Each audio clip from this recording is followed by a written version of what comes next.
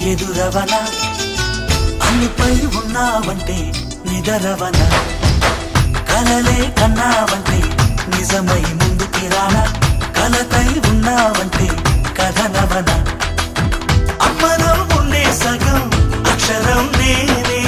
నాన్నలో రెండో సగం లక్షణం నేనే అమ్మ తోడు నాన్న తోడు అన్ని నీకు అన్నే చూడు చెల్లిపోని బంధం నేనమ్మా చిటి చెల్లెమ్మా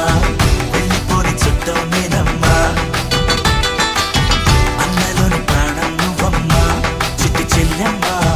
ప్రాణమైన చెల్లిస్తానమ్మా